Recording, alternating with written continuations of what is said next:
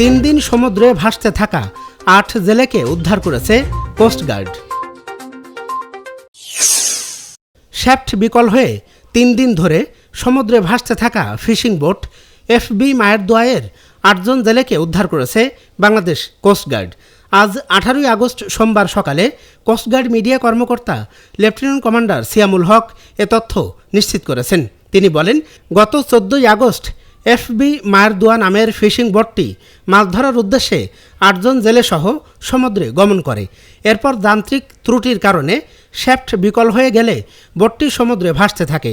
পরবর্তীতে 3 দিন পর মোবাইল নেটওয়ার্কের আওতায় আসলে গতকাল 17 আগস্ট রবিবার সকাল 10টায় ওই বোটের একজন জেলে কোস্টগার্ড জরুরি সেবা নাম্বার 16311-এ ফোন করে বিষয়টি জানায়। সংবাদ পাওয়ার সঙ্গে সঙ্গে সমুদ্রে টহলরত কোস্টগার্ড জাহাজ স্বাধীন বাংলা উদ্ধার অভিযান পরিচালনা করে।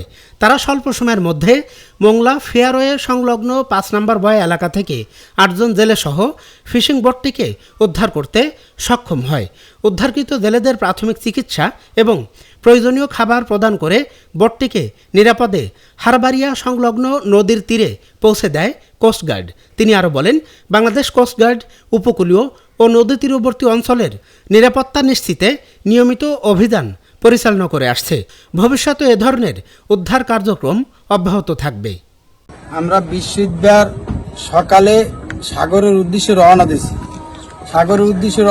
আমরা যাইয়া বৃহস্পতিবার সাগরে ছিলাম। শুক্রবার সকালে আমাকে মেশিনের শেপ খুলে পড়ে গেছে। আমরা বাদাম দিয়ে কিনারায় চাপছি। আমরা টেলিটক সিমে নেটওয়ার্ক পাইছি বার আমরা কোস্টগার্ডের ফোন দিয়েছি, দেন হেরা উদ্ধার করলে হেরাই করতে পারবে। ফোন দিয়েছি বার হেরা দ্রুত ভাবে জাহাজটা চালাইয়ে গেছে। ঘরের মধ্যে আমাকে উদ্ধার করিয়া কিনারায় আনছে। কিনারা আনিয়ে আমাকে খাবার টাবার দিয়েছে। এবার হারবারিয়া লইছে টাইনে, হেরা পিছনে বাঁধতে হারবারিয়া টাইনে লইছে, কিনারায় চাপাই দিয়েছে। আমরা কাজ বাজ করি আমরা চলে যাবো আল্লাহ নেয়।